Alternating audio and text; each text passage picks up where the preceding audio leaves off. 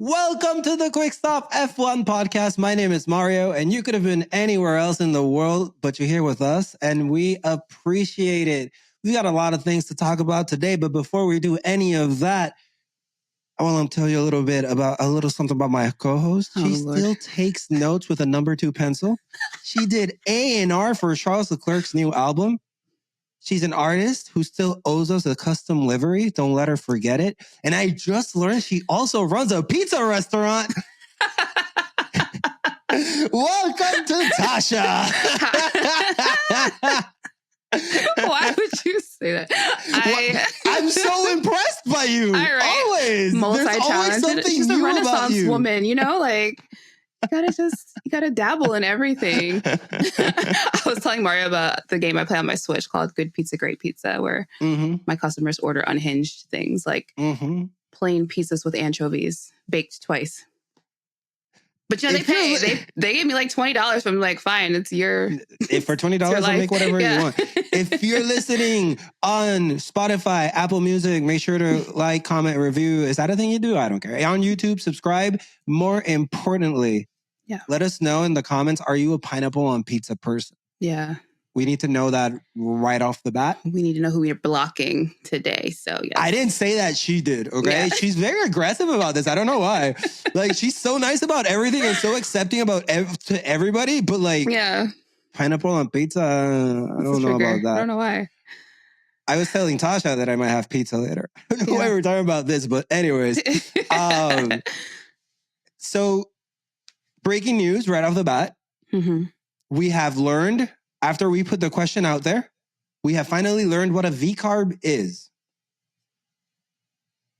So, do you want to tell the people what it is? Drum roll. Do you want to tell the people what it is? Oh, no, I feel like you should tell them. Okay. So, Danny Rick let us know that it's apparently vitamin and carbs, which is basically what we said it was. Right. So, daily multivitamin. So, like, are they going to pivot from clothing brand to pills? Like one a day type? A daily drink, maybe. I knew he wasn't. I knew when they asked this guy about this car name, this team name, that he was going to say something unserious, and I'm glad that he didn't disappoint. I'm glad. It's an unserious name, so don't expect. What are we? We still got to figure out what we're calling them.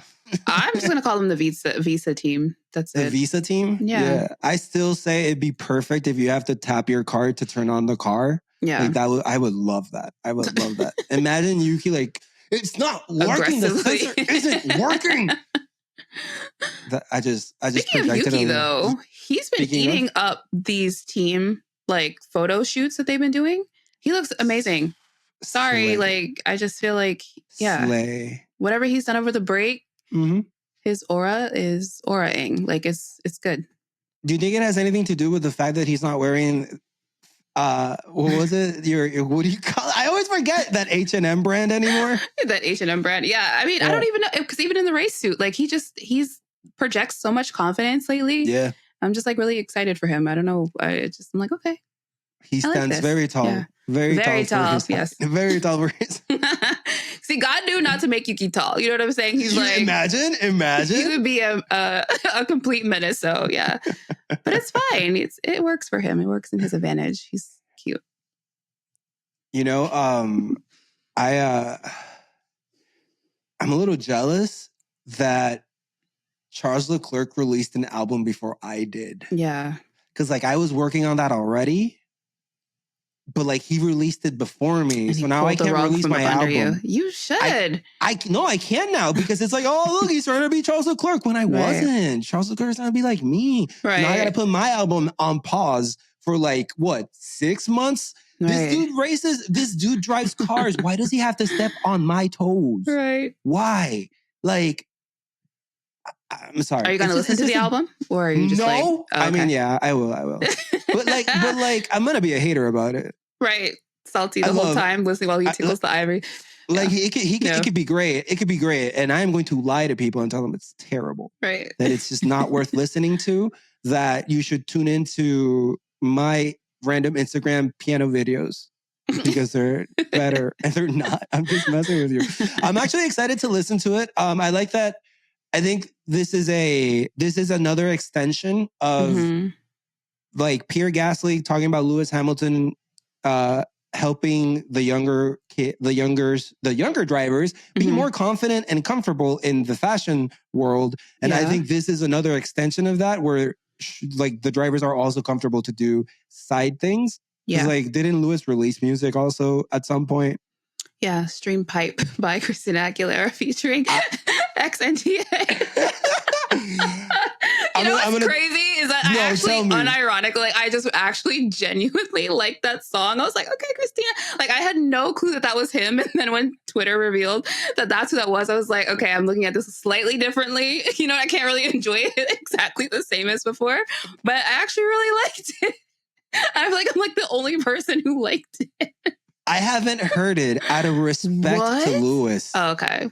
Because I feel like if I listen to it, I won't ever be able to unlisten to it. And then I have so much respect for this man. I don't want to ruin it, Right. He's going to stay pure. Yeah. Safe distance from that. Like, I don't know.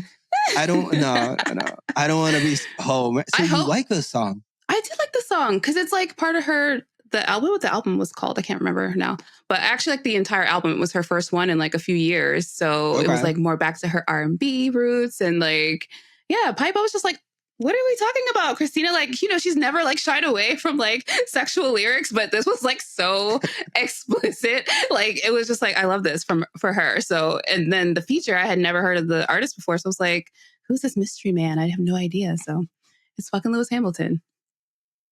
Ooh. By the way, I sent you the video this week, and like I feel like I'm having a very special week because I ran into Lewis twice. Yeah, like I stayed over at I was in Detroit this week, and I was at a hotel. Moment I go into the hotel, I sent you the video. The moment I step into the hotel, I'm leaving my suitcase. I'm doing my thing, and I'm like, I got AirPods in. I take off the AirPods. Whose voice do I hear? Is that Lewis Hamilton? And I was like, because you take off your AirPods or whatever, and it's like, did a podcast or a YouTube video start playing and Lewis is on it or something?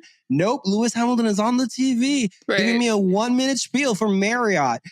Then I was playing Gran Turismo on the PlayStation 5, and Lewis Hamilton is on that too. So I think he does listen to the podcast, like we've been saying. Yeah. I think he's being less subtle about his involvement in our lives. And I think you need to open your heart and your mind to the signs. Yeah. Because I brought you 2 signs. What have you brought? Do you have a sign that he's around? I don't. It's just a feeling, like a vibe. Just in general. It's like a sixth sense for you, isn't it? Mm-hmm. Yeah. Spidey senses, like, the whole thing, like, I just know it. I'm like, hi, Lewis, I know you're here. Hey. You can always find me under Lewis Hamilton post. Right. Come on the podcast, goat. Every time. Law of probability, like one of these days he's gonna either respond back or... Is it a non-zero chance? Yeah. Absolutely. Is it above a 1% chance? Maybe not. But you can't say it's non-zero. You can't say it's zero. It's not zero. Just need a chance. It's not zero. I just need a chance. Yeah. I just need a chance. Imagine I come up to our group chat with a screenshot of Lewis Hamilton saying, yeah, okay. Yeah. Imagine that. Nyasha would actually call me his friend then. Right. It would be awesome.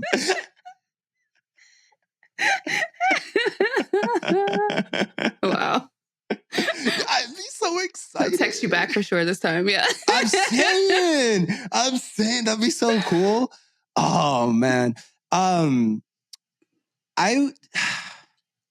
want you to talk about, because I know that this is before we dive into other stuff. Yeah. I guess this is kind of a spoiler for later, but I have to say this because I have to be a party pooper.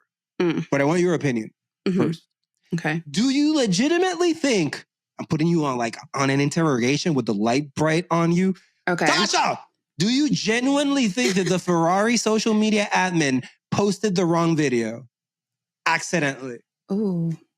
Do you believe that was an accident? Honestly, yes. I feel like... Present your evidence.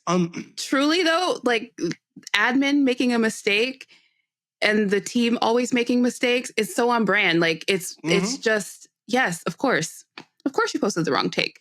Why would you put I have thoughts. I have further thoughts, Your Honor. I have put much thought into this. Okay. Why was the wrong video? So that can we agree that the video that was taken was edited somehow? Like edited by that I mean like that's not the raw video that they took.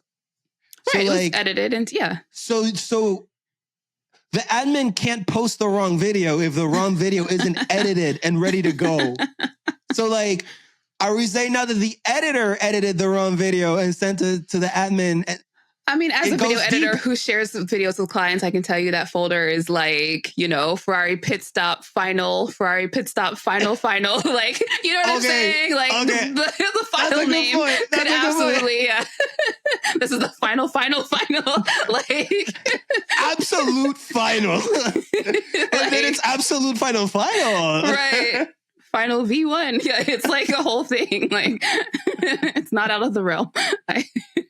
Okay. I'll believe it a little bit more then. Right. I'm too paranoid.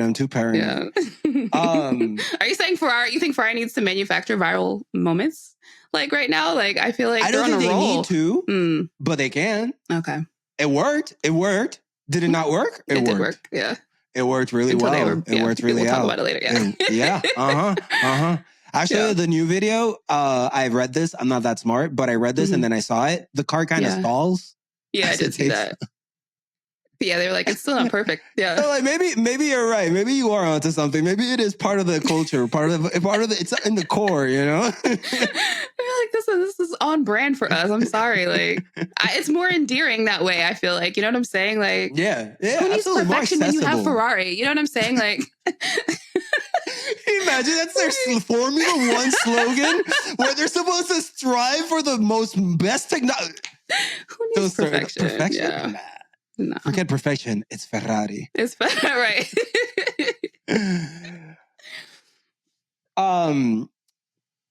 This is the only time I'll ever do this. I'll never do this again. Okay. But I need y'all to follow me on Instagram because your boy's trying to get sponsored by a Monaco jewelry place, and I don't think they'll have me. Why are you like this? Oh I don't know. I saw them and it was like, it's perfect. I don't even kind of like that. I'm not going to say their name because I'm not doing promo yet. I'm not going to do the promo yet. No, because I got to play hard to get. Guys, I need everybody. Yo, I want to sponsor me, but I don't like your shit. Like, okay, great. I'm playing hard to get. They're not saying this. You're right, Tasha. This is why you have to be my agent, my manager, my co-host. Like, you're just permanently contracted by me forever. So we have to dive into the obvious situation that is not great. I'll intro it real quick, and I'll say this. We'll say this. We will say this. We're going to talk about the Christian Horner situation, the updates on the Christian Horner situation, and everything that's related to it. But we're going to try our best to just cover it up front, cover it in this part of the episode, give our opinions because we have our opinions. More importantly, listen to Tasha's opinion as well. And after that, we're going to move on and we're going to make jokes after it. And we're going to try to do our best to have this be a fun podcast after the Christian Horner stuff. But yeah, stick around. If for whatever reason you don't want to listen to the Christian Horner stuff, feel free to skip forward and we'll talk about other cool stuff. But we've been tuning into social media. Tasha, do you want to kind of give an update on what we've seen with Christian Horner? I don't like calling it Christian Horner situation. As I said it, I didn't like it because I feel like I'm spotlighting him on it. But like we saw I don't know how much to talk about, but like I think the biggest thing that we can mention is the settlement.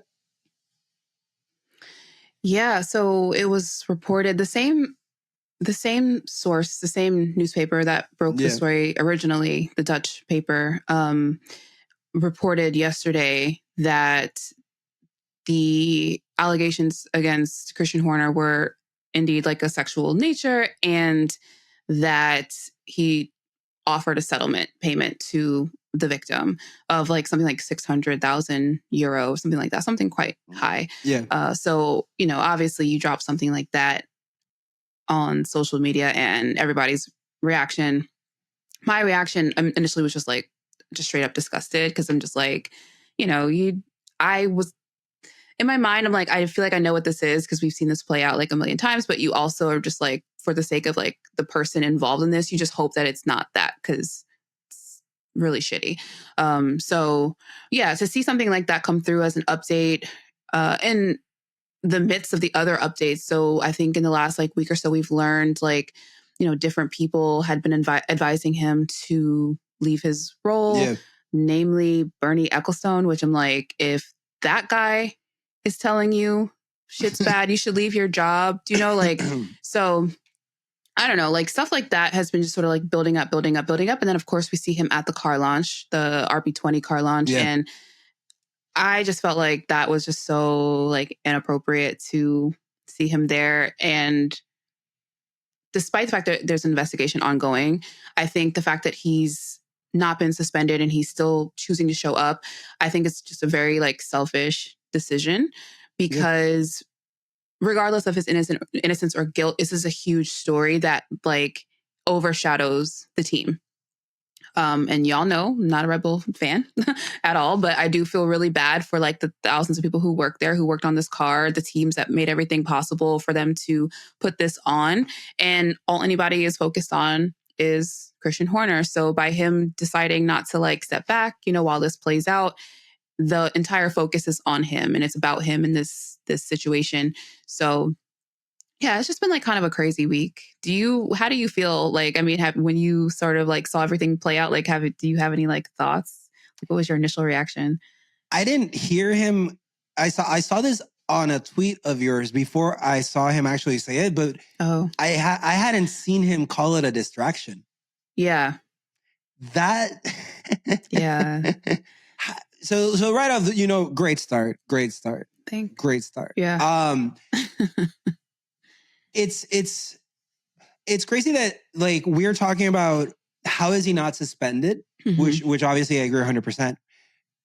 And not only is he not suspended, he's front and center. Yeah. Like it's like they did the exact opposite of the correct thing to do. And like the exact and I say it very simply, but it's like it's literally that you set a bar of like, this is the ideal thing that I would want him to do. Get the fuck out. And then the other end of the extreme is, I don't know, doubling down or some shit. But like he was so close to the other end with this front and center thing. And I almost don't blame like if they take him out of it and Red Bull fans just enjoy the car launch and seeing their drivers and everything. Like, I don't blame them if they just want to enjoy that, because everybody got that with their Formula One team. But it makes it very complicated to first put that aside. Like, great car launch. You can't really say that with him there. And for everything he says and everything he does, I just have that in the back of my mind. And it's I always think about, at that point, I think about, forget what, like, I'm seeing this and optically I can tell you a million things why this is so messed up and why this is wrong. But like, I cannot imagine being the victim who's on sick leave and actually seeing that the company that represents you and him must have his side, because look at what they're doing. They have him front and center while you are on sick leave. And like, we are humans. It would be amazing. It would be the best thing in the world if the victim is the furthest thing away from social media as possible. That would be the best. Not seeing the conversations that are being had, but that's not how it works. We're all humans. And I think that any of us in a situation like that will be privy to the conversations that are being had. And I won't, last thing I'll say is like, I cannot believe the conversations that are being had. Yeah. And it pains me to think being the victim and seeing those conversations. I feel like this isn't something difficult to defend. This isn't something difficult to pick a side, I think. Yeah. Yeah, absolutely. I think the reaction to it, I think I touched on it in the last podcast where I was just sort of like, I just have this feeling like the discourse is going to become nasty. There were reports in the Wall Street Journal that, well, they gave the person's job title away. I'll just say that. And essentially from there, people decided to go on to LinkedIn to find out who it was based off of the job description. And I saw, like, when I woke up this morning, I saw like screenshots, like names being dropped. And I'm just sort of like, this is exactly why, it's difficult for people to want to report stuff like this, especially in the time that we live in, because you will be exposed. And granted, I can't confirm if the person or people who were, posted are the actual person involved.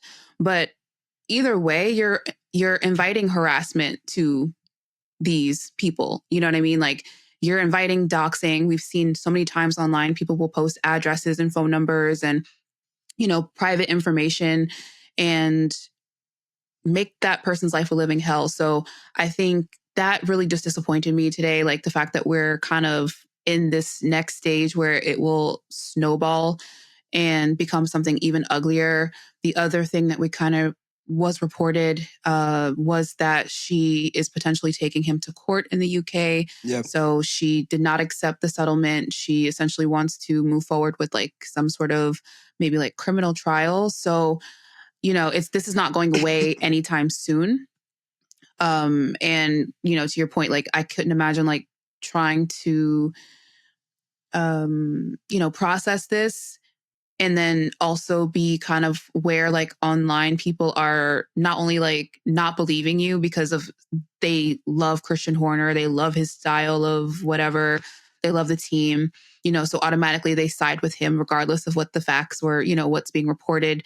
And then on top of that, you have people trying to actively like seek out your identity. Like that, I think I would just like go absolutely crazy if I was them. So it is very like, I don't know, I felt like very like, not detached, but like very like deflated. No, I mean, yeah, they're very but I just felt very deflated because I'm just like, it's bad enough that it's happening, but it's like, it's bad enough that the whole fucking playbook is being like, like, here we go with the victim blaming, here we go with denying everything. Oh, we need evidence. We need like, this man has a dossier.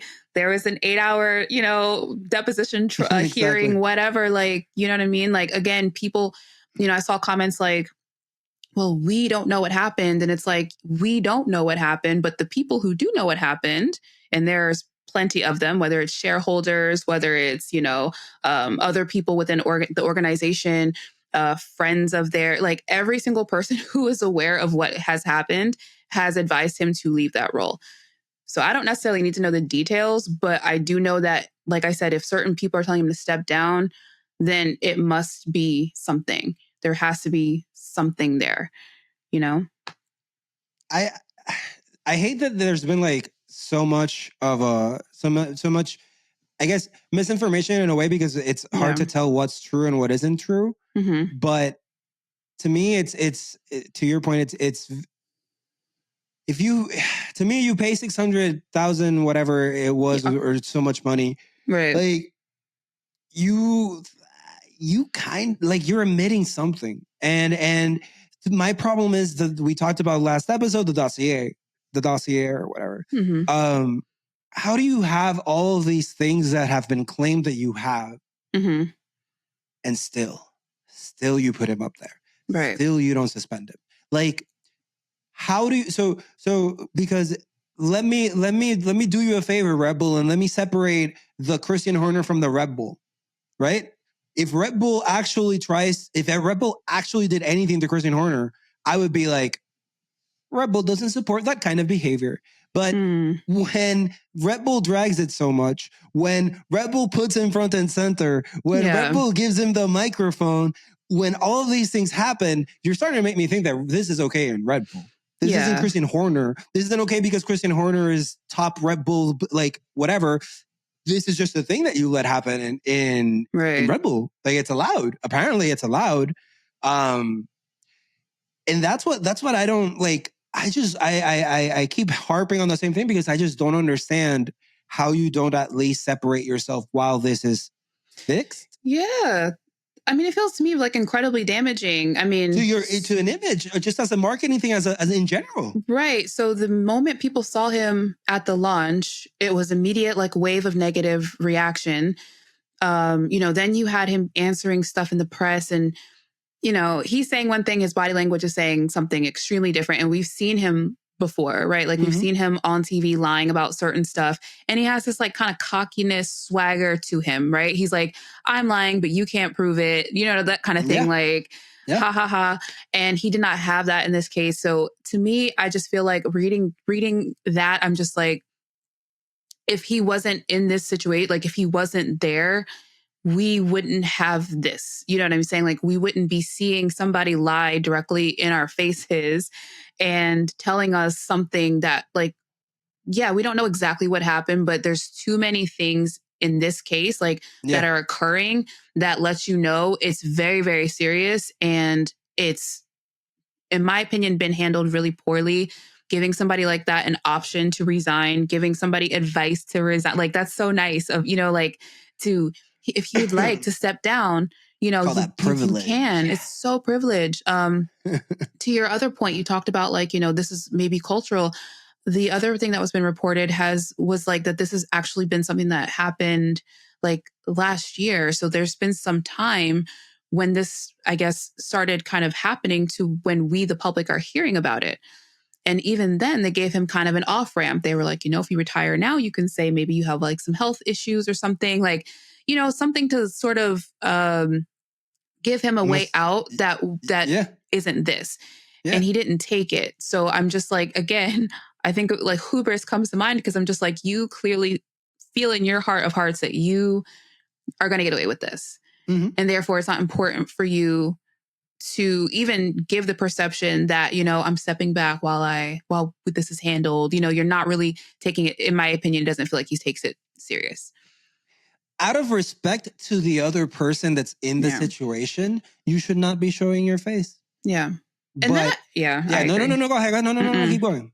Keep going. I think for me, the other thing is the issue is if this has been a long going thing, I really question as well the like launch, the optics at the launch, bringing out, a Black woman to be the host of the show.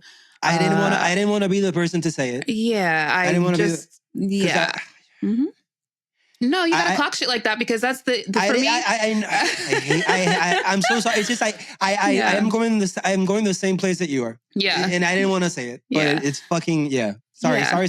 Say it. I'm sorry. Say it. But you know what I mean. And then I think Christian made comments about women in motorsport as well. Trying to be supportive, and it's just like all along, it's just like you're lying, and like so now I feel like I cannot trust optically like what Red Bull presents us because I don't know if you're doing it to be inclusive and diverse or if you're doing it to sanitize somebody's image who does not deserve it. And you're using, women and people of color to do that. So I feel some kind of way about that personally, but I don't know. It just made the whole situation ugly because he decided to show his face. I call myself a pessimist when when the thought comes into my brain of, I wonder if the reason that Red Bull has 3 F1 Academy drivers versus everybody else, the thought comes into my mind, I wonder if it's guilt. Yeah, maybe. I wonder if Horner is such a piece of shit and Red Bull are doing such piece of shit things that like, damn, maybe I feel so guilty that I want to put 3 women out there. And I call myself a pessimist for having that thought. But you know what? I would not have that thought if Red Bull would be like, that's Christian Horner stuff. We don't represent that. We are away from that. We don't want to talk about that. Like Ford did. Right. Like Ford announced, we're keeping an eye on this because we a family company. Okay. Right. Like we have values and morals on this side. I'm sure Ford has. Companies are companies and they all suck. I just want to say that. I'm not defending one over the other, but I am saying that at least Ford is out there saying we're looking at this, we're keeping an eye on this because we got values and morals that don't align with that shit. And it's like, where's the rebel message saying that? Right. Well, and I actually appreciated that. I mean, I don't, to your point, like, I mean, it's a company, it's capitalism. Like, Exactly. you know, they can all be like, we're, you know, have morals, whatever. But to me, that just says that they're trying to put pressure on the situation, because whatever's happening at Red Bull, it seems like they've been trying for the longest to kind of make this go away. And now that it's public, now it's a thing, like, you know, they're trying to put pressure on this guy to like step down, because you're going to do a lot of damage to this brand. And like, it's Red Bull, right? Like they have this whole rebel, you know, ethos, you know, they're bucking all of the trends and stuff like that. So this is their whole thing. But it's like, even still, this can do a lot of damage. It also can do a lot of damage to Formula One and the FIA. I asked on Twitter, I was like, you know, I wonder what the response is going to be. You know, part of it is like hypothetical, you know, because I know it's not really going to be much, but at the same time, they more than stepped in when it came to Susie Wolf and the allegations against her.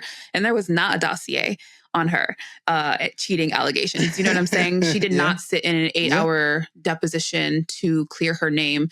You know, there was not a settlement offered for anything. So there, without any evidence or anything really happening, they both went back and forth in the media about this situation. So I fully expect them to both have something to say about what's happening with Christian Horner, because it does reflect on the sport and everything that the governing body says that it stands for. So it will be interesting. The next, I think they're already messing up. I think the silence from all sides is already a really not good. No, it's really unfortunate already. Like they're already showing a lot.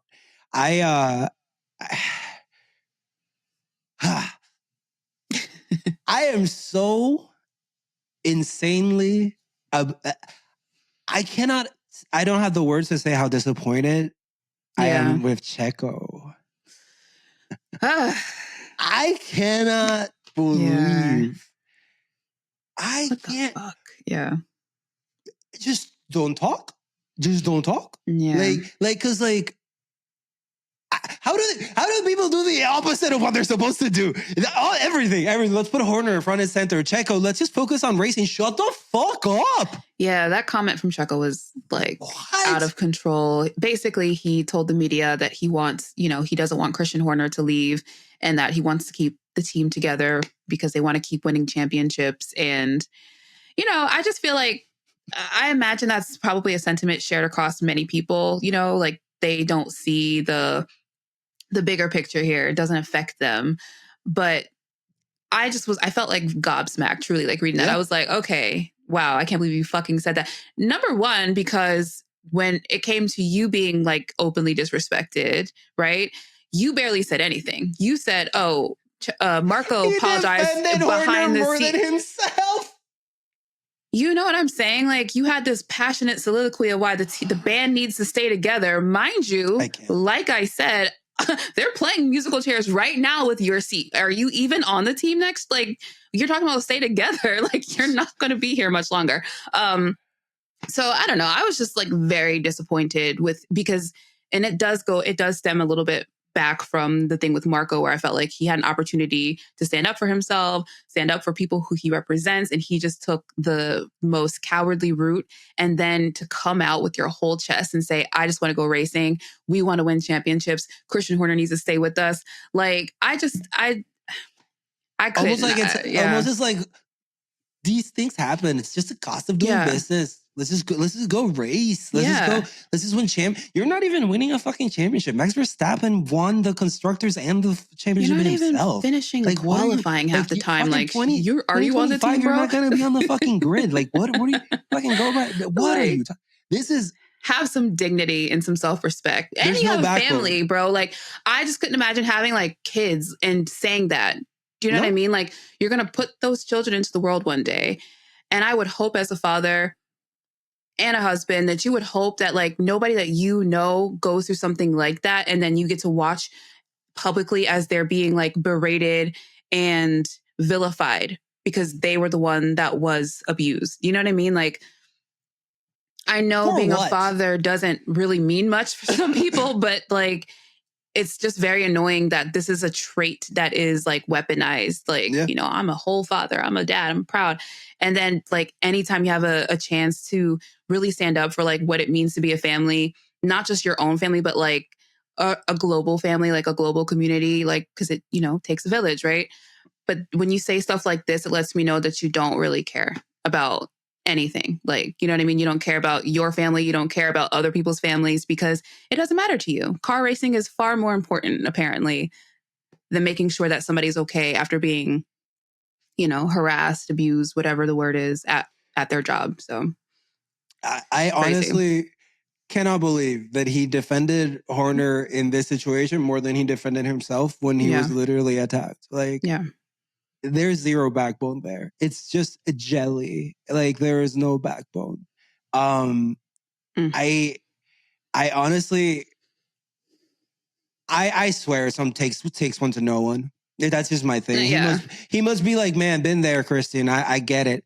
I get it. Like, it's just, and now, and that's the thing, because now Checo said that. Now Red Bull put Christian Horner front and center. So even if we get rid of Christian Horner and I'm the victim, I'm still look at all these other things that happen now. Exactly. It's in the system. It's in the system. Like, cancel the whole team. That's how I, like, at this point, I'm just like, cancel every fucking thing Red Bull associated, because like, y'all act right. Like, seriously, like, this is unreal that this situation is even happening. But now, like, you see the like callousness, you know, the thought process behind a lot of people is just like, it doesn't matter. Like, this is a whole person. Do you know what I'm saying? That we're talking about at the end of the day. Christian Horner is well insulated. He has lots of resources. He's very wealthy. He will be fine. Right? Like, this will bruise his image at some, you know, for a little bit, but really he'll be fine. He can still yacht off to different islands when he wants to. Ride his horses. He will be fine. And that's the fucked up thing, because the person who's under him, like, who's, you know, part of this, does not have those same, you know, privileges in life. And not that it matters. Money doesn't change being abused or being harassed or whatever at your job. But it's like, what does that mean for them moving forward? Like, we can't only care about the entertaining aspects of this. You know what I'm saying? Like, if we're going to call ourselves a community and this is a community, like, we need to come together on shit like this and like all agree that like, it's not cool. It's not something you just like brush under the rug or like minimize, because this is a big deal. It's a big fucking deal. Anyway, like, I don't know how I say women, but like, it doesn't need to be a woman. It can be anyone. I just don't know how a woman can look at the sport and actually think, I'm safe there. Yeah, I can go to a race. I can be in the paddock. I can go to one of those paddock passes things. Like, if any person, be a woman or whoever, feels that, like, feels unsafe, they have so many receipts of reasons why they must feel unsafe. The fact that the system lets you put a price on a woman's fucking experience of being sexually harassed, the fact we can just put a dollar value to that is crazy. Yeah. Like, you're already set up to fail as a woman with the fact that there could be a thing like a settlement towards your safety, regardless of whether it's sexually or physically or domestic. It doesn't matter. Like, that type of thing shouldn't have a price on it. There should be a consequence to it. So, like, even if you told me, even if Christian Horner had to give him even the clothes on his back, like, nothing material is ever going to give her back her sense of safety, her sense of comfort, her peace. Like, you should, the system should not, you should not be able to put a price on that, because that doesn't have a price. And everything that they've done so far is arrogant and it's callous, and putting a price on that is the epitome of arrogance and callousness. And I just don't know how you would feel safe. And you really don't. I mean, Susie Wolf is actually a great example. We just talked about this. Like, that's misogyny 101 right there. Like, you know what I mean? Like, off of no proof, no anything. It was just like, let's target her. She's the wife of Toto Wolff, regardless of the fact of like what she has on her resume and like what she brings to the sport. It's just, she's the little wife of somebody, that we're also trying to get at. So if somebody like her is not protected in this system, it trickles down everywhere. You have to think like at every level, somebody is being like discriminated against because they're a woman. And, abuse of power is a huge thing. Women don't have the same power in these spaces, so it is like a huge, like, example of why representation matters, why we have to make progress in these spaces. Like, even though it's hard and obviously, even though it's not, inherently a safe space, it just means like there's just so much more work to be done.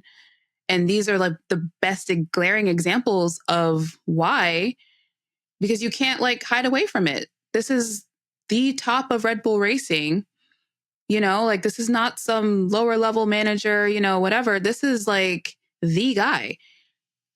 And whoever he's directly in contact with as that person. So I do feel like, an example needs to be made, an example needs to be set, because it's definitely going to set the tone for, I think, the following years. You have F1 Academy. That's the main thing I always think about when we see these stories, because I'm just like, how are you saying that we want to make this sport more diverse and usher in this new era where, women are welcome, and then you stay silent or you condone issues against women in the same sport? And I don't care how rich Christian is, I don't care how powerful he is, like he can be made an example of. And I think that they absolutely should. It should have already happened. Yeah, should have already happened. Like, because you're just set the example. We don't agree with this. Like yeah. What are we saying? Like, it's a simple thing. Sexual harassment. You would think that's bad. Oh no, where's the? I thought. What is it? I always forget. We drive as one. What is it? We race as one. We race as one. What's up with that? What's up with that? Like, it's. I mean, that's the issue, though, when you have like this incestuous relationship between team principals and higher ups within like FOM, FIA. Like, they don't want to, come across some sort of way to their friend. Like, this is their friend. They vacation together. They hang out together. They like have family functions together. Like, that is the issue. Cheat together. They cheat together. Like, that is the issue. You can't hold people accountable when you like them.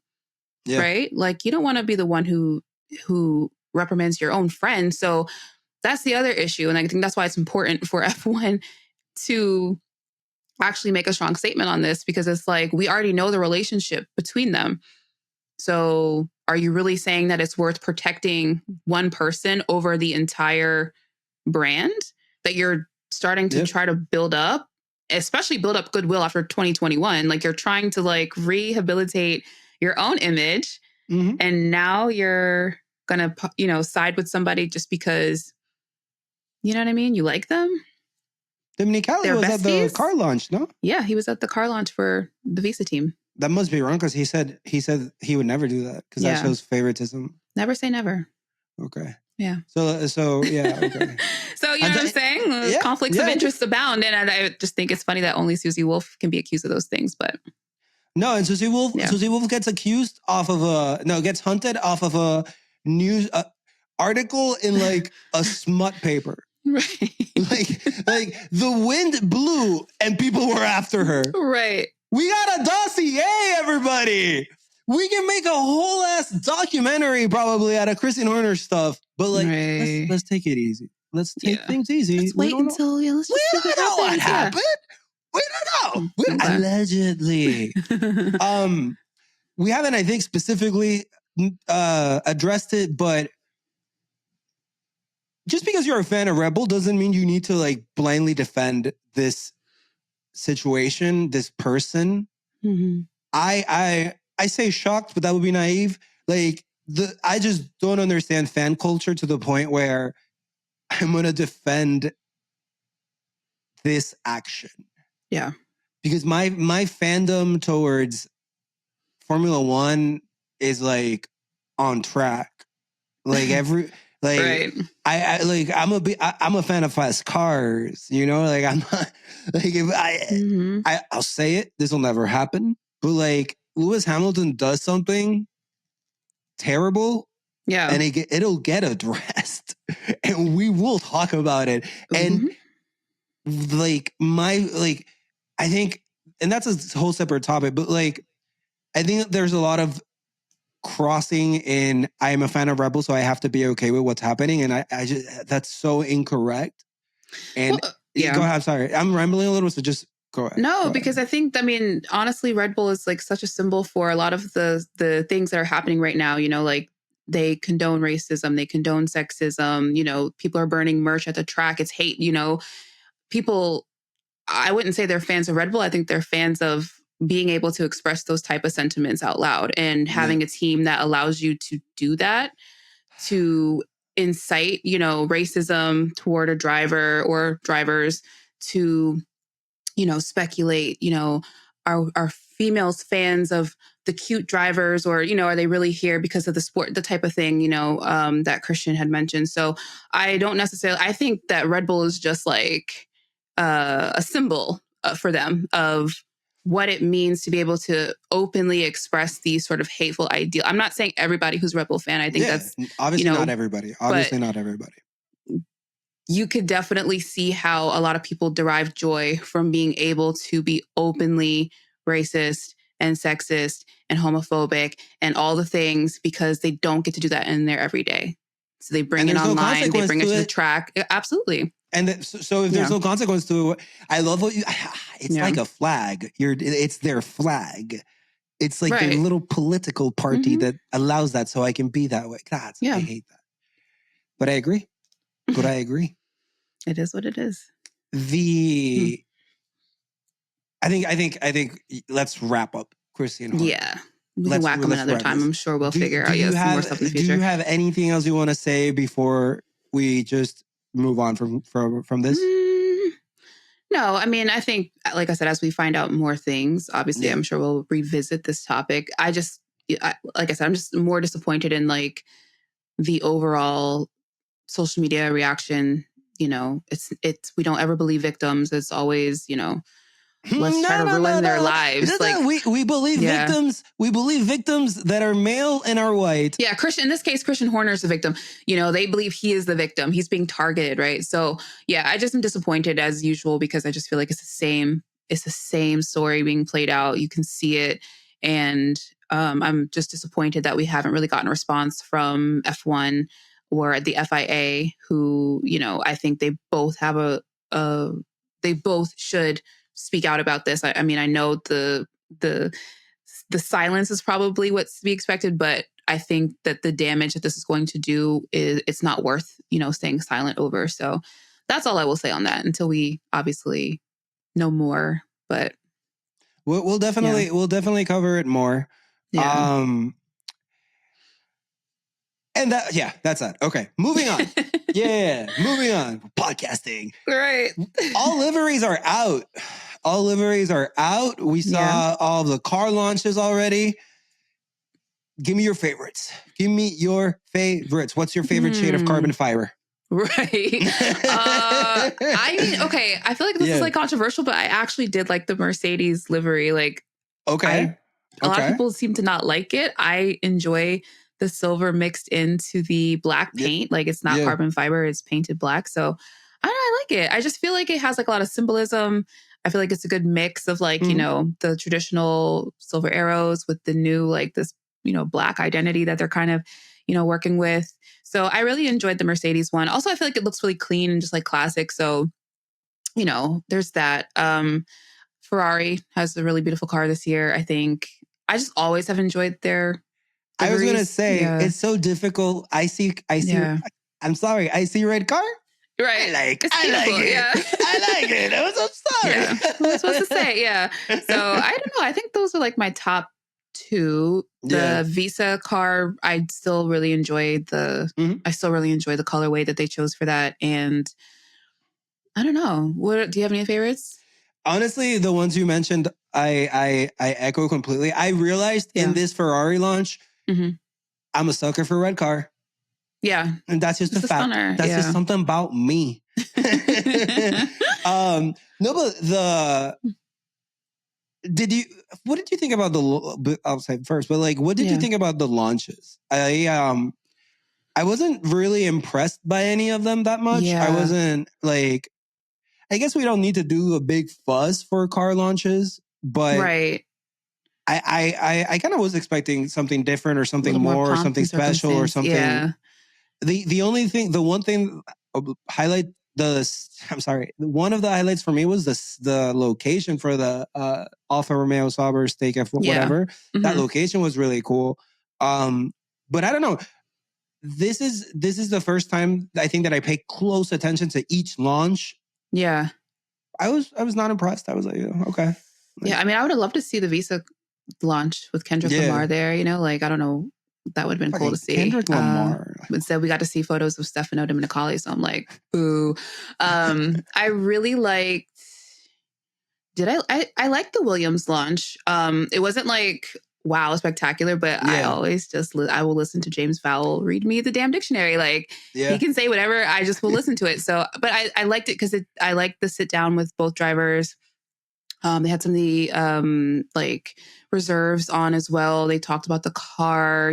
I felt very hopeful at the end. It felt like a really good like sales pitch for their team. So I liked it. I liked their launch. It was just good and like classic. But the Mercedes threw me. I was up. No, we have not talked about the Mercedes. No. I was like, what the fuck? My body woke me up in the middle of the night because it's 5:15 a.m. Eastern. So I was up at like 4:30 tweeting and I was like, fuck it, I'm going to stay up and wait for the launch. Clock counts down and it's like, boom, the car's right there. We don't get any like, no edit, no like little teaser, nothing. It's just everybody's there. It's George, Lewis, and Toto just standing around the car. Hovering. It looked like a fucking funeral. Yeah. It's just like, what is going on? And then like everybody looked like they had either been crying or just woke up. They were like, here's the W15. Hope you enjoy it. Thanks for watching. Bye. I was like, this is awkward.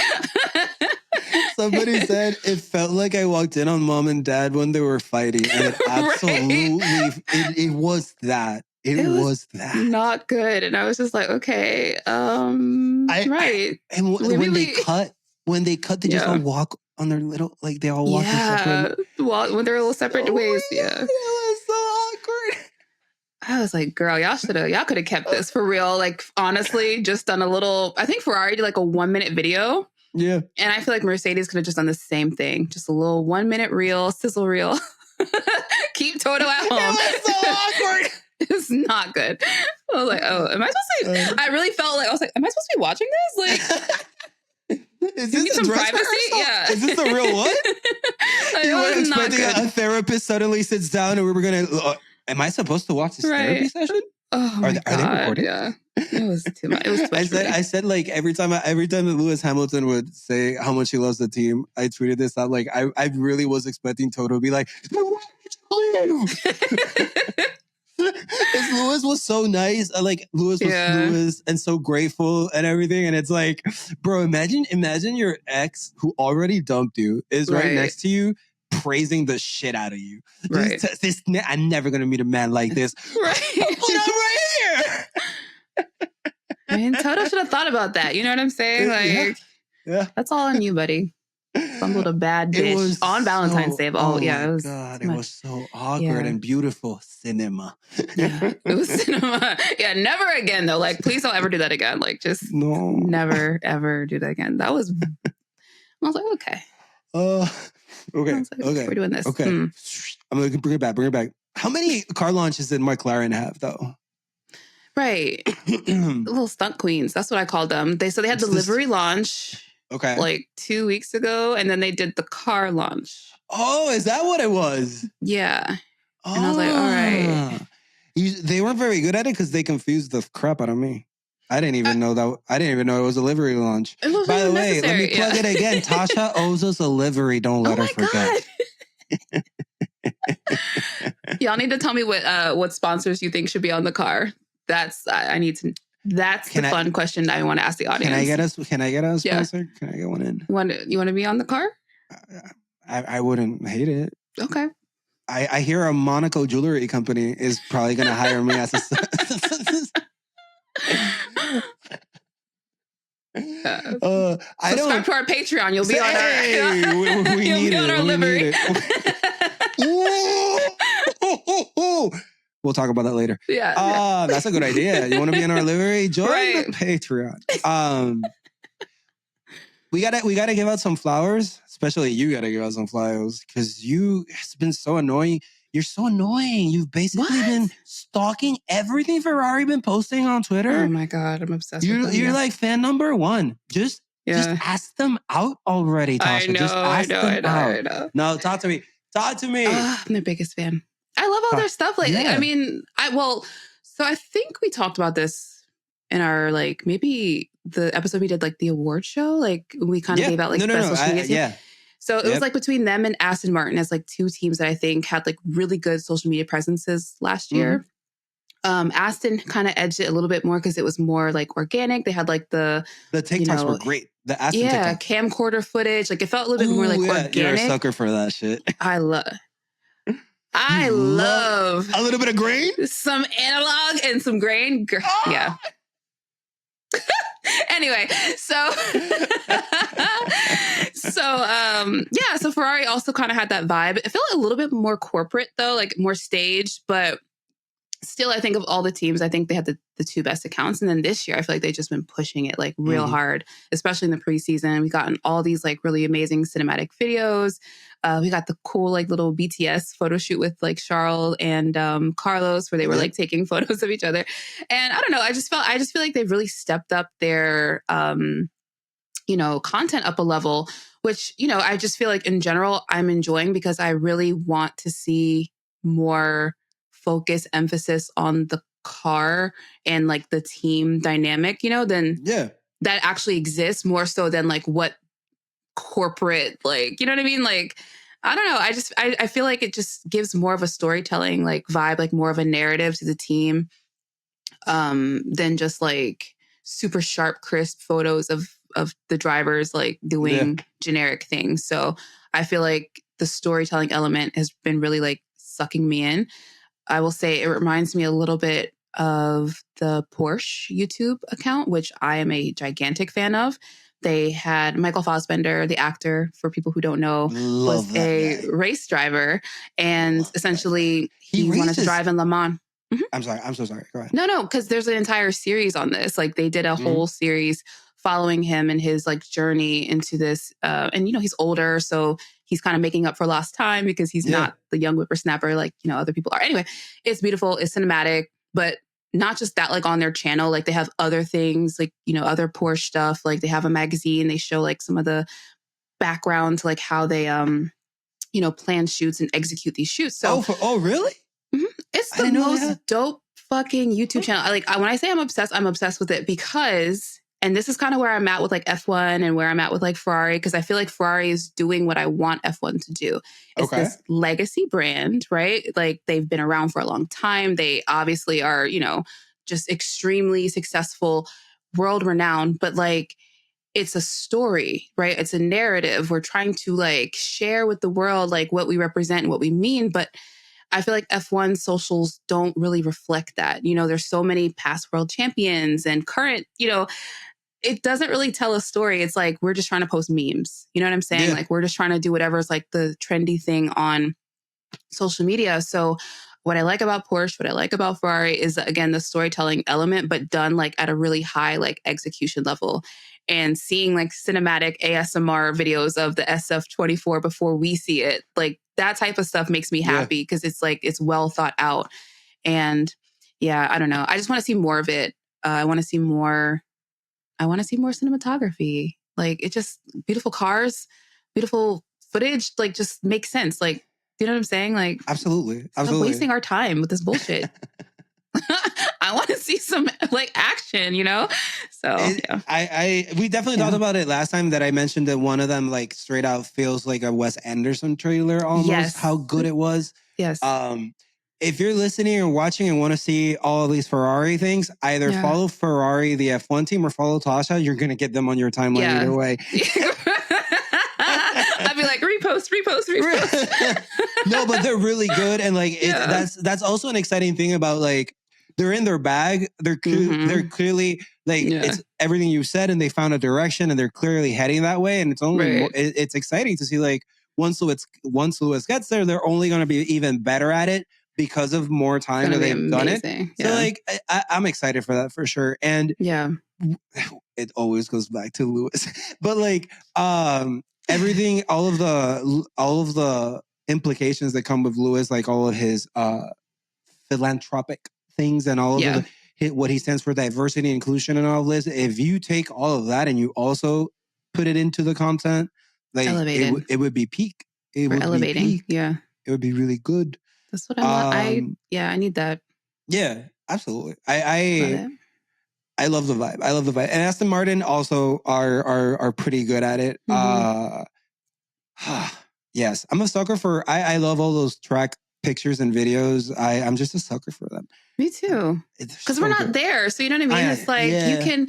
What I like is that it captures more of like a feeling than a literal. Yeah. Do you know what I mean? Like, yes, we know you're testing, but it feels fast. It feels, like new. It feels exciting. Like I think that's why it's so successful and has been so successful, because like everybody's actually getting like the emotion behind it, not just the here's us at testing, literally, What did you think about because Mercedes released like a video or something? It was a WhatsApp video of the sound of the engine. What are we doing? Boring. What are we doing? You know what? Especially, let me put my little nerd hat on. WhatsApp compresses the shit out of everything. So that audio file got compressed. Right. So that sound is even worse. Or you didn't put it in WhatsApp and you're lying to me. And so which one is it? So, just do better. Do better. George must be so excited. I don't know why I said that. I just always want to talk about this.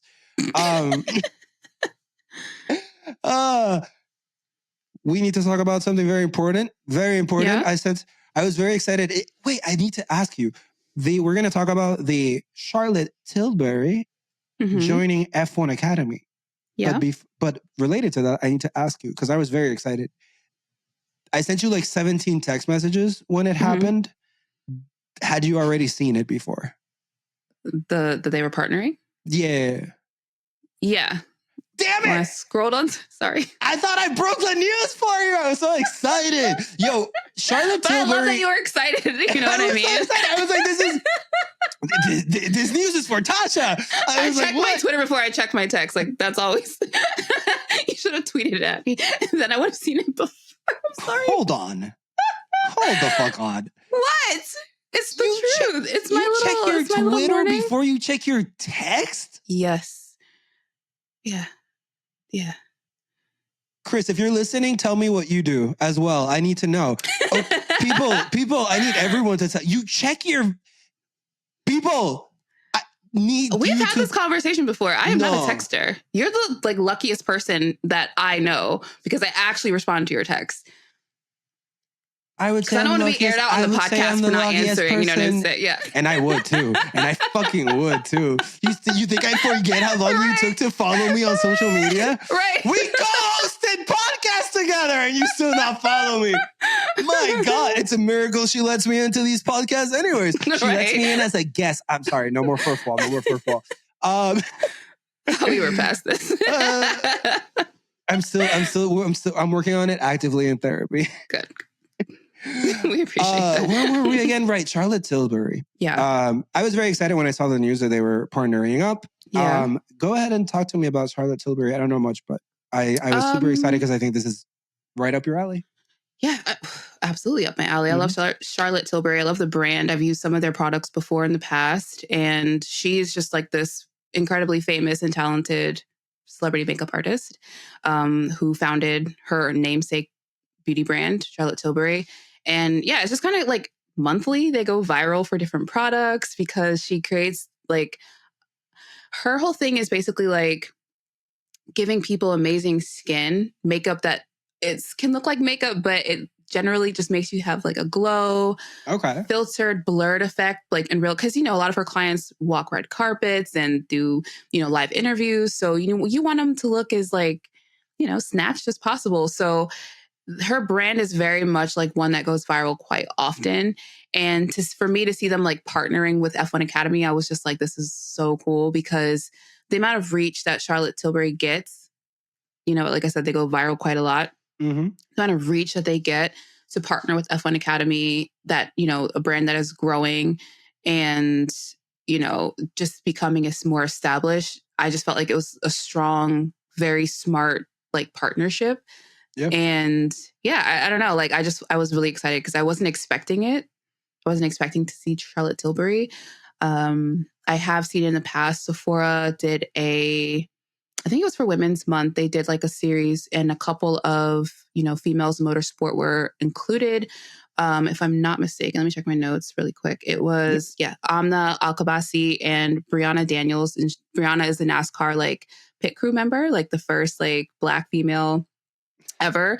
But they did something for Sephora. And even then I was like, this is so like cool to see makeup brands and beauty brands want to be part of the motorsport like industry. I think it perfectly matches. You know what I mean? Like, I feel like a lot of people maybe don't see it that way, but I don't know. No. Speak to that a little bit, because you gotta love it. There's always vitriol to there's always gotta be. So what is your response to that's also interviewing, but really though, what is your response to like people are saying like they don't need makeup, like this is a sport, or like what does makeup and F1 Academy have anything to do with? Like, can you speak on the exposure that this gives F1 Academy? Like, and we've talked about representation so much, like this has to do something for representation when you're seeing brands like these also like joining in on F1. Yeah, well, I mean, imagine how many people follow Charlotte Tilbury, and a lot of them are young girls. Like, there's a whole like kind of conversation happening right now in the beauty space about young girls at Sephora specifically, actually, because they see women, older women especially, on TikTok giving makeup reviews, and the industry is always growing. Like, you know what I mean? Like, billions and billions of dollars is being pumped through this industry. So you have a lot of eyes, and you have like a lot of young girls who are looking up to older women and, buying what they're buying and being interested in makeup and expressing themselves through makeup. So, to have a brand like Charlotte Tilbury partnering with F1 Academy means that you're essentially exposing all of these young girls, or anybody really, to something that they never knew existed. And when you're talking about like the pipeline, to women in motorsport, even though this maybe doesn't make sense, or maybe people see it as like, makeup's frivolous and vain, kind of the thing we talked about in our episode with Rashi, where I was saying like fashion, like on the surface, people will look at it and be like, why does fashion and sports matter?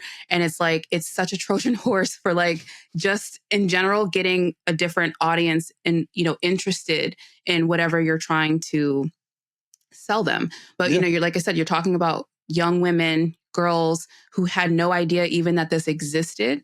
You have people who had no idea that they could be professional race drivers as women, or maybe they work in STEM and they want to be part of it as well. Like, it creates an actual like pipeline to even thinking that this is possible. So it is actually a big deal. And the other thing I will say is a lot of people, I think, talked about it in terms of like a negative. I was like, oh, well, makeup is so girly, so it's like that kind of undermines 2024. Imagine. A lot of people still think that way. And to me, it's very disheartening, because I'm just like, it's such a binary thought that, if you like girly stuff, that you can't also be interested in, I guess, what you consider like masculine things, even though really it's unisex. Everybody likes fast cars, everybody likes science and technology. You know what I'm saying? Like, it's not a gendered thing. And I think by continuing to create these narratives, even makeup is not a gendered thing. Yeah. Men wear makeup all of the time. Don't all these drivers wear makeup when they take pictures and when they're in content and all that? Absolutely. So it's not just about like, it's a girly thing, and that even if it is a girly thing, that's not a negative. Literally. It's not negative. Like, their talent doesn't diminish because they want to wear lip gloss or like eyeliner, like, so it's just very disheartening, because I feel like there's always that thing where we want people to drop parts of their identity in order to like assimilate into a culture, where it's like, I feel like this is an opportunity to bring a different demographic into it and actually embrace that through. And if it's something like makeup where so many people have access to it, like it's kind of a no-brainer to me. You know what I mean? I don't know. That's I agree 100%. Yeah. Everything you said. I'm going to highlight that it literally like it. You said it, but I want to highlight that like it creates a path, an actual pipeline for any person that is into makeup. Any young person sees that, and literally Charlotte Tilbury and F1 Academy just made a connection, a bridge between makeup brand and you could be a freaking race car driver. Yeah. That bridge did not exist before. Whether it's for girls, whether it's for any like person that likes makeup, now there's an actual path to also find out about STEM, to also find out about, like, I say Formula One, but really I mean like the implications, the engineering, the driving, all of it. Like, it's a good thing. And I really like that you mentioned like, and if it's girly, who cares? Yeah. Like who like how is that affecting anybody? This is a great thing. I'm super psyched. I'm gonna ask you at some point. We're gonna do your top 3 Charlotte Tilbury products. Ooh, okay. Yeah, we'll do that. We'll prep that for later. Okay. Yeah. Want to shout out, and I apologize if I pronounce it incorrectly, but I mentioned this to you over one of those texts that you actually answered. Yeah. Lola Lovenfuss or Lovenfuss?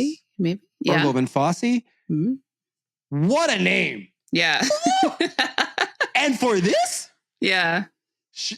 They created her in a lab, I'm convinced. Yeah. Now, they changed her name to that before this Charlotte Tilbury thing happened. Right. She's like, what a great name. I think immediately James Bond movies, but but also Marvel has this thing where the heroes will always have like the same letter for their first and last name. Peter Parker, Bruce Banner. So Lola Lovenfuss, like that's a superhero name if I've ever seen it. Yeah. With the power of love. Right. Get eaten up out here. So she's gonna be driving for that team. I don't know if you care to comment on like the race suit, the helmet, or the livery. I mean, I thought they were cute. I mean, it's definitely heavy marketing. The lipstick all over the car. I mean, I've seen people say they don't like it. I don't love it. I thought it was really cute, but you know, I don't know. I just feel like it's going to serve the purpose for right now to just make this partnership more, you know, bring more awareness to the partnership. I think that's really the point of it. I mean, it can be ugly all at once, but you know, it's going to sell some products. It's okay to say you know, ugly. It's going to, I mean, it's okay. It's interesting. But yeah, I don't know. I feel like I hope in the future, maybe the next one or, you know, whatever, like we'll have like a little bit more racy elements to it. Because I guess I think it just feels weird that it's just like, they're like kind of stuck on like stickers, you know what I'm saying? Like not really flowing with the car. And I think that's kind of would be more interesting, but yeah. So what we're saying is. I need to design that too. We're getting to the point. This is this is good. Potatoes, This is good. You already knew it was good. I was gonna be like, they need a car. You need to design a car. I like Charlotte Tilbury makeup. I'm saying, you know, I really like that. I don't like the car. I think it's too much, but I do understand perfectly that it looks that way for a purpose, and the purpose will be met. So I have no problem with it. But I did really like the helmet. I actually do like. I really like the helmet. Yeah, I think the color is really dope, and the lipsticks, like the lips and the lipstick stuff. I think it looks fire on the helmet. Yeah, I agree. Yeah, I just think the car, they overdid it, but I like the tagline. It's the all makeup about expression. Yeah, exactly. So I can't wait for you to design it. It's gonna be so dope. Yo, I have to say this. Toto Wolff, I'm sorry. Yeah. And this is respectfully. Completely respectfully, Toto. Susie Wolff looked amazing in that picture. She's so pretty. Oh my God. Beautiful. Yeah. She's beautiful.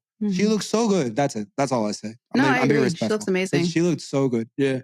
She really is doing the most for F1, you know, for F1 Academy, for women. Like, the partnerships that they have been securing, I'm just like, she's really moving smart. I think, was it Reese Witherspoon's production company that they'll be doing like a series with? It absolutely is. Absolutely is. You know, things like that, you know, I immediately was like, we need a Drive to Survive for F1 Academy. You know, we need that. And like, they're working on that. So everything that I'm thinking, I'm like, Susie's 4 steps ahead of me. You know what I'm saying? Like, she's like, I got this.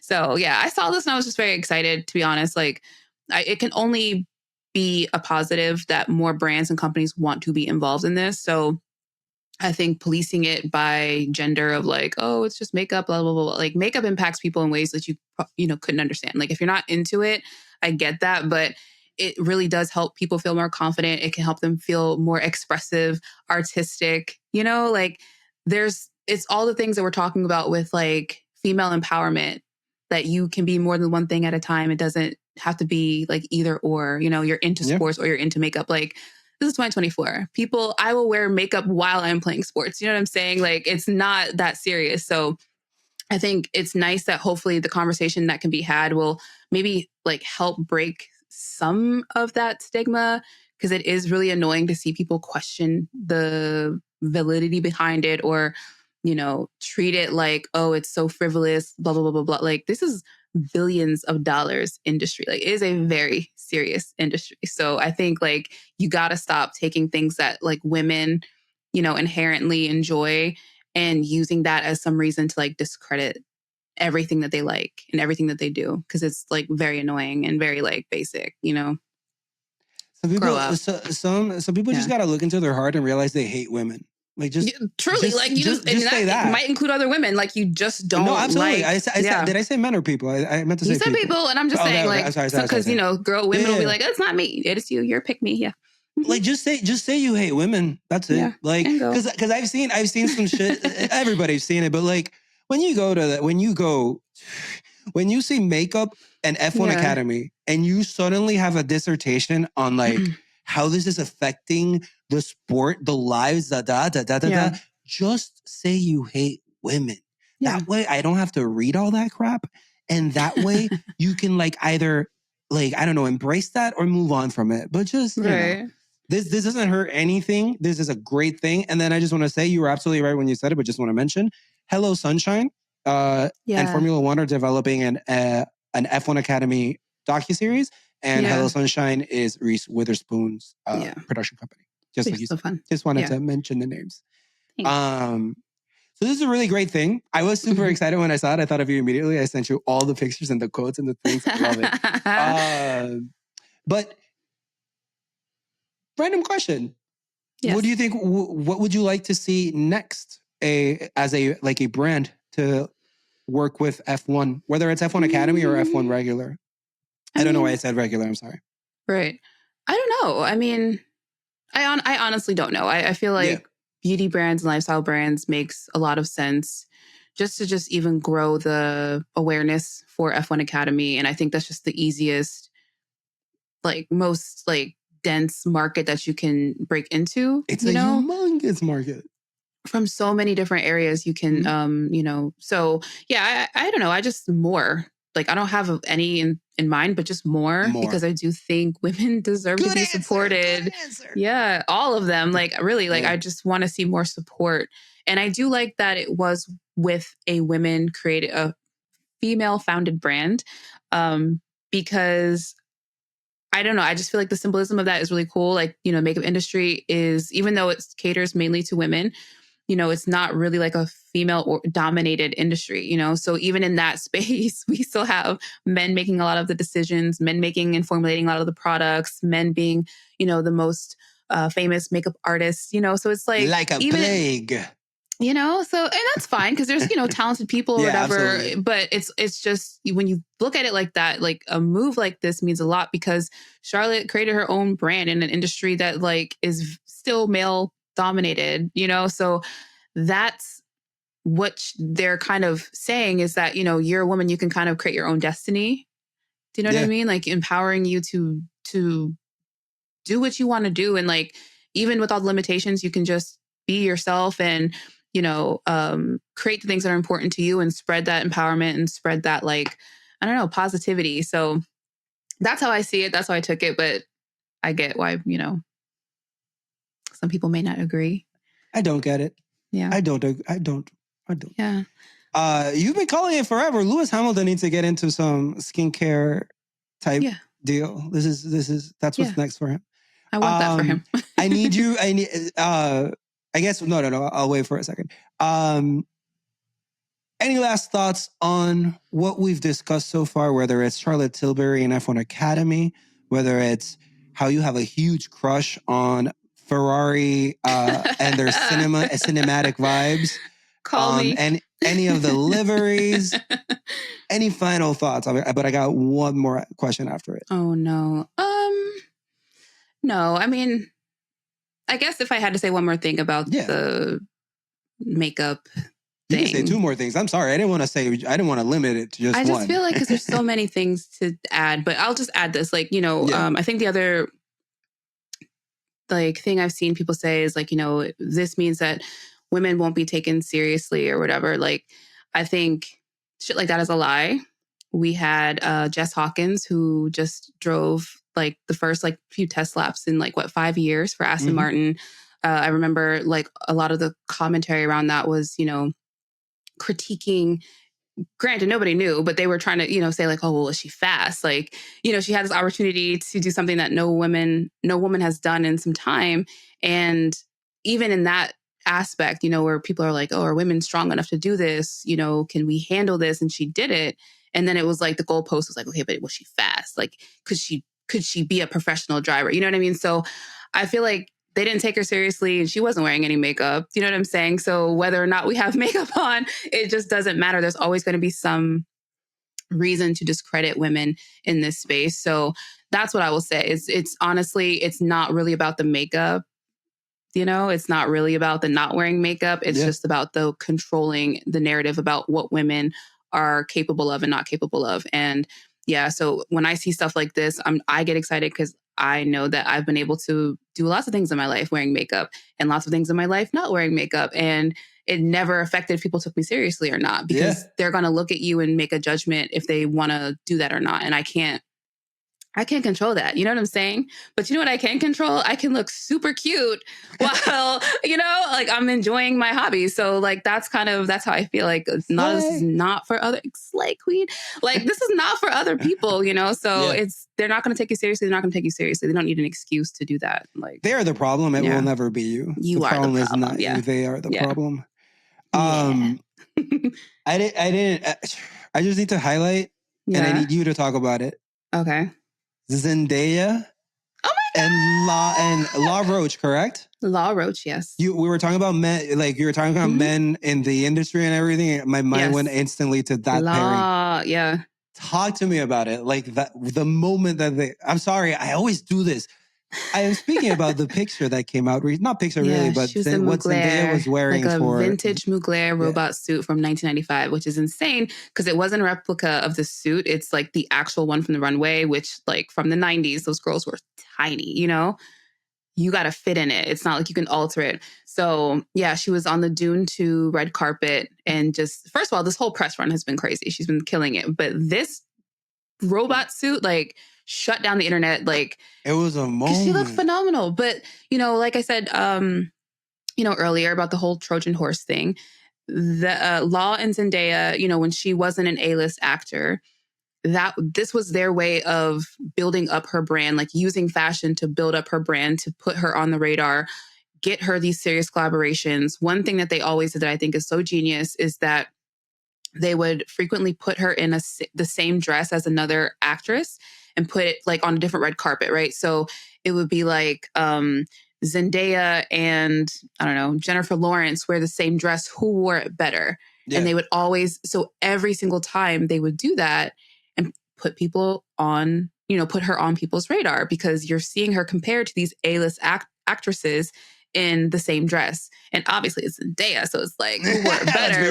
Girl, but that's the strategy. So it's and it worked to the point where now they're pulling archives from fashion houses, which is very difficult to do because they're very protective of these garments. A lot of these are one-of-a-kind pieces that are custom to, you know, the model who was whatever sample size. So, you know, if you're even like a size bigger, it's hard for them to want to like alter it, to open it up and make it fit your body. So the fact that they now have access to like all these like insane archives to pull it for red carpet events, not just photo shoots, but like a red carpet, you know, like see her for 10 minutes and then she's gone type of thing. Yeah. Like that is insane pull, but they did that through strategy. And that's why I'm like, makeup on the surface might just be this little frivolous, cute thing, but there is a lot of ways that you can use that to infiltrate your way into a bigger audience and bigger opportunities. And I'm like, that's what this is. If you're smart about it, you can really elevate your brand. And if you're closed-minded about it, you can really hurt your brand, you know, like be smart about your opportunities. That's what I will say. And use shit like that to your advantage, because other people were not, two actresses wearing the same dress is just like unheard of. Cause that's like, you know, the stylists want to make sure that their client looks original and looks unique. Yeah. So it's unheard of to be like, let's put them in the same thing.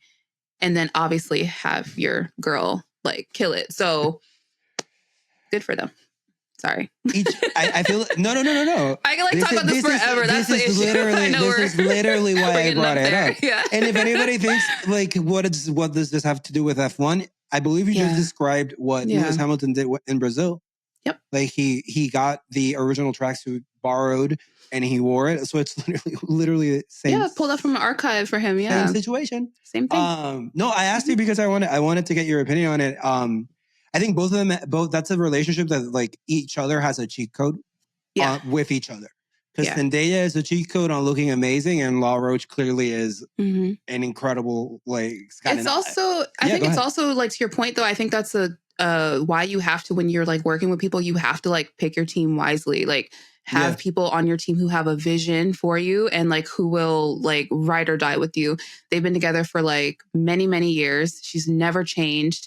He's, you know, he has other clients, but they always like work together and work so well together. Like that's what this is. It's like find collaborators who like really understand what you're going for and will help you execute it. And like in return, his career has obviously also blossomed and he's his own character as well. But yeah, I just like there's so many lessons in it. And I just wish people like actually looked at it beyond just like what's on the surface, because these are interesting business case studies. Like I think she's one of the most highest paid actors now, you know, and this is, I'm sure they thought at some point she'd get here, but like at some point she was a Disney kid that people weren't hiring. They weren't putting her in movies like Dune, you know, 10 years ago. So it's like, you got to look at how business works. And also it's a long game, you know, like it's not going to just overnight change your life. But if you keep at it and you keep, you know, that execution and that strategy in mind, like you too might be on the Dune 2 carpet, you know, in a vintage Mugler robot suit. Like it's, the come up is crazy. And this is what Susie's doing with F1 Academy. And that's what I'm saying. Like, I see it. I see the vision. I see how this is going to play out. So, yeah. Timothy should have done one of two things. Either remove yourself and grab a camera and take pictures of her. Right. Or like, I don't know, bro showed up in an H&M fit. Anyways, should have just like gone to the theater like this. Just like, oh, okay, let me get out of the way. Because ain't nobody here to see you, Otis. Like, get the hell out the way with your t-shirt. Like, what? Like, who am I? Like, who am I? But like, dude, oh my God, dude. Yeah, which is crazy because normally he does have pretty interesting. I'm saying, like, outfits, who am I to really Timothy Chalamet fashion and style and whatever, and the jawline of I don't know, he can cut diamonds with that shit. But like that particular time, I would not have stood next to Zendaya on that one. Yeah, I would have passed. Yeah. Tasha. Yes. Last word. Oh my God, there's no way you want me to say more things. No. There's no way. No way? Okay, good. Okay, I always want to hear you say more things. Look. If you're still listening or watching, thank you so much. If you're on Apple Podcasts and Spotify, make sure to leave those 5 stars and leave a review. If you're on YouTube, subscribe, share with a friend. Thank you so much for the support you've shown so far. Let's get out of here. I've been Mario. Tasha, would you take us away when ready, please? Yes. Thank you guys again for listening. We really appreciate you taking your time out of your day to be with us. And remember, no matter what happens in life, keep it on the black stuff. Bye. Bye. And Susie Wolf, call me. Yo, I'll take notes.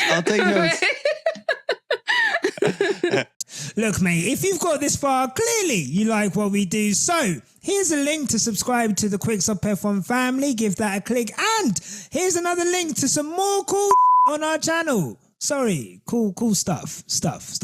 And remember, no matter what happens, keep it on the black stuff. Click the stuff. Click the links. Click the links. Click the links. There. They're there.